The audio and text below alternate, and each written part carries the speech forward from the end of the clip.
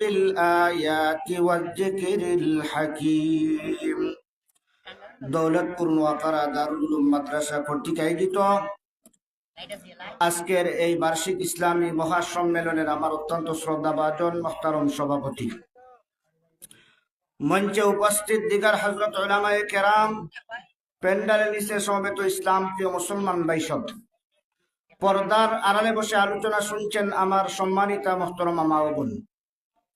আমরা সর্বপ্রথম মহান রব্বুল ইজ্জতের দরবারে কালিমাতুশ শুকর আদায় করছি যে মহান রব্বুল আলামিন আমাদেরকে এই ফিতনার জামানায় জান্নাতি বাগানে আসার বসার তারই সাথে সাথে দিনের কিছু কথা বলার আর শোনার তৌফিক দিয়েছেন। এজন্য সমসুরে সকলে একবার জবান খুলে পড়ি আলহামদুলিল্লাহ।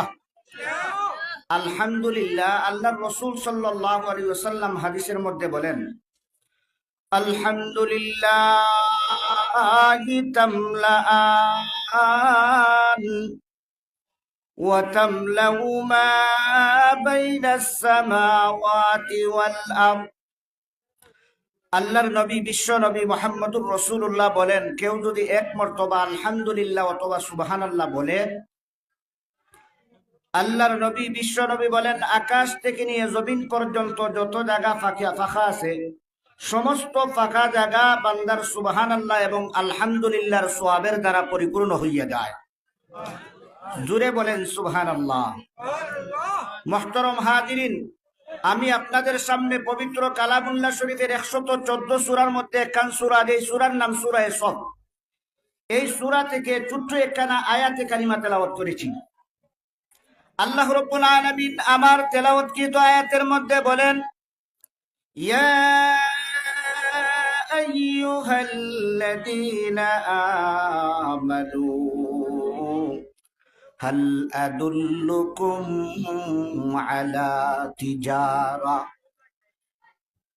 ইয়া আইয়ুহাল্লাযীনা আমানু, মহান রব্বুল আলামিন ঈমানদারদেরকে উদ্দেশ্য করে বলেন, হো ঈমানদারগণ, আমি মাওলায়ে কারীম তোমাদেরকে কি একটি ব্যবসার কথা বলবো, যেই ব্যবসার মধ্যে কোনো লস নাই, শুধু লাভ আর লাভ। আমি আল্লাহ তোমাদেরকে এমন একটি ব্যবসার কথা বলবো যেই ব্যবসার মধ্যে কোনো লস নাই, শুধু লাভ আর লাভ।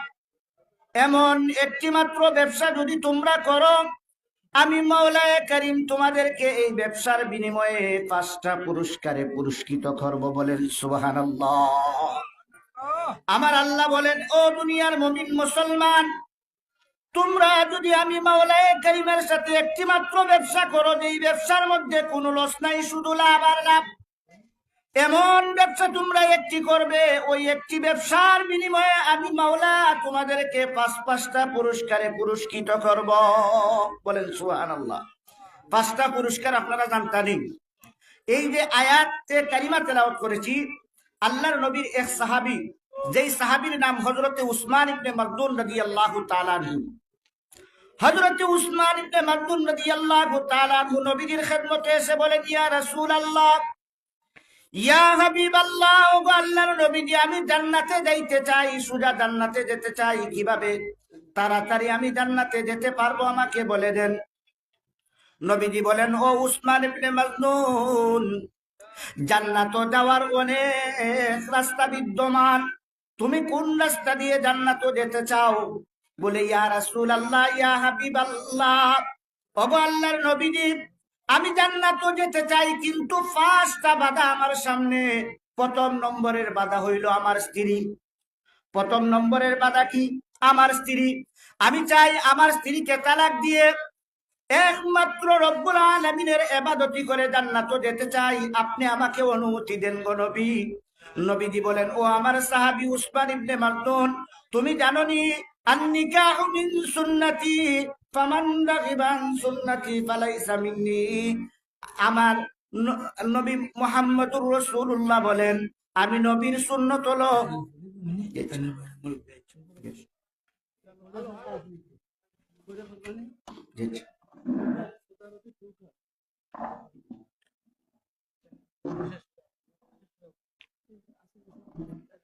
সম্মানিত গ্রামবাসী, সম্মানিত এলাকাবাসী, আপনাদের দেখুন আমাদের বিনীত আবদার, আমাদের আজকের মহাজুদ মেহমান প্রখ্যাত সৈয়দুল হাদিস আল্লামা ফজলুর রহমান খান সাহেব দামাত বরকাতুহুল আলিয়া অনেক কষ্ট করে আমাদের আজকের ইসলামী মহাসম্মেলনে অংশগ্রহণ করেছেন। যিনি তোমার অনুরোধ করব হযরতের গুরুত্বপূর্ণ নসিহত শোনার জন্য। সম্মানিত গ্রামবাসী, মুরব্বিয়ানে কেরাম, যুবক ভাইরা, আর দেরি না করে আমরা সবাই মাহফিলে চলে আসি। আমাদের মহাজুদ মেহমান আমাদের আজকের সম্মেলনে চলে এসেছেন। মেহরবানি করে আপনারা সবাই মাহফিলে চলে আসুন। মেহরবানি করে আপনারা সবাই সামনে চলে আসুন। অত্যন্ত গুরুত্বপূর্ণ নসিহত পেশ করবেন শায়খুল হাদিস সাল্লাল্লাহু ফজলুর রহমান খান। শায়খুল হাদিস সাল্লাল্লাহু ফজলুর রহমান খান সাহেব গুরুত্বপূর্ণ নসিহত পেশ করবেন। বারবার অনুরোধ করে বলছি, দয়া করে আপনারা সবাই মাহফিলে চলে আসুন।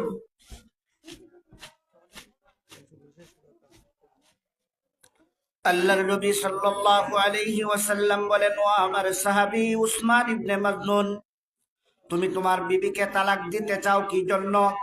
এমন সময় রাসূলের সাহাবী বলেন, ইয়া রাসূলুল্লাহ, ইয়া হাবিবাল্লাহ, আমি জান্নাতও যেতে চাই গো নবীজি, কিন্তু জান্নাতও যাওয়ার প্রথম নম্বরের বাধা হলো আমার স্ত্রী। এজন্য চাই আমি আমার স্ত্রীকে তালাক দেওয়ার জন্য। রায়হান দৌলতপুর দাদা দাদির মাগফিরাতের জন্য 1000 টাকা। রায়হান দৌলতপুর তার দাদা দাদির রুহের মাগফিরাতের জন্য 1000 টাকা। আল্লাহ সৎকারে কবুল। আম্মা আব্বার হায়াত দরাদের জন্য 500 টাকা। সাদ্দাম তার আব্বার হায়াত দরারের জন্য 500 টাকা। আল্লাহ সৎকারে কবুল ফরমাও, মঞ্জুর ফরমাও। আল্লাহ সৎকার উসিলা করিয়া জিন্দা মুর্দা তামাম রে মাফ করে দাও। আল্লাহর নবীর সাহাবী বলেন, ইয়া রাসূলুল্লাহ, আমি এজন্য আমার স্ত্রীকে তালাক দিতে চাই। আমার স্ত্রী হলো জান্নাত যাওয়ার প্রথম নম্বরের বাধা। নবী বলেন, ও আমার সাহাবী, আন-নিকাহু মিন সুন্নতি ফামান রাগিবা আন সুন্নতি ফালাইসা মিন্নি। আমি নবী মুহাম্মদুর রাসূলুল্লাহর সুন্নতগুলোর মধ্যে একটি সুন্নত হলো বিবাহ বন্ধনে আবদ্ধ হওয়া। ও উসমান ইবনে মাজনুন, তুমি তোমার বিবাহ বন্ধনে আবদ্ধ স্ত্রীকে তালাক দিতে পারো না। এবার হযরতে উসমান ইবনে মাজনুন বলেন, ইয়া রাসূলুল্লাহ, আমি 2 নম্বরের যে বাধা বলতেছি, ইয়া রাসূলুল্লাহ, আমি জান্নাতও যেতে চাই। জান্নাতও যাওয়ার 2 নম্বরের বাধা হলো আমি চাই অপারেশনের মাধ্যমে আমার যৌবনকে কর্তন করে দিতে। নবীজি বলেন, ও আমার সাহাবী, অপারেশনের মাধ্যমে তুমি তোমার যৌবনকে কর্তন করতে চাও কি জন্য?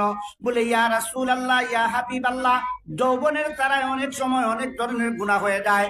এই জন্য আমি চাই আমার যৌবনকে অপারেশনের মাধ্যমে কর্তন করে ফেলতে। নবীজি বলেন, ও আমার সাহাবী উসমান ইবনে মাজনুন, আল্লাহ তাবারাকা ওয়া তাআলা কাল কিয়ামতের দিন আরশের ছায়ার তলে 7 গুরু মানুষদেরকে ডাকা দিবেন। এর মধ্যে দ্বিতীয় প্রকার মানুষ হলো এরা, ওয়াশাবুন ফি ইবাদাতিল্লাহ, যারা যৌবন বয়সে আল্লাহর ইবাদতি করে। আল্লাহ তাবারাকা ওয়া তাআলা বলেন, এদেরকে কাল কিয়ামতের দিন আল্লাহ সুবহানাহু ওয়া তাআলা জান্নাতের মধ্যে আরশের ছায়ার তলে তাদেরকে স্থান দিবেন। আল্লাহর নবীর সাহাবী বলেন, ইয়া রাসূলুল্লাহ, 5টা জিনিসের বাধা 2টা বললাম, আপনি অনুমতি দেন নাই। এইবার সাহাবী বলতেছেন, ইয়া রাসূলুল্লাহ, 3 নম্বরের বাধা আমি বলতেছি। ইয়া হাবিবাল্লাহ, ইয়া রাসূলুল্লাহ, ও নবীজি, আমি চাই জান্নাত যাইতে, কিন্তু জান্নাত যাওয়ার 3য় নম্বরের বাধা হলো আমি চাই সংসার বৈরাগী হইতে। সংসার বৈরাগী যদি হই তাহলে আমি জান্নাত যেতে পারবো। নবীজি বলেন, লা রুহবানিয়াতা ফিল ইসলাম।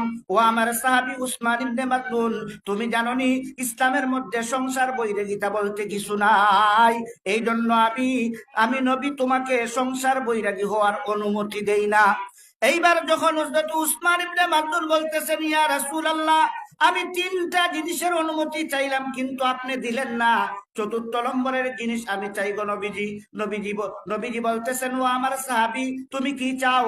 বলে, আমি যত ধরনের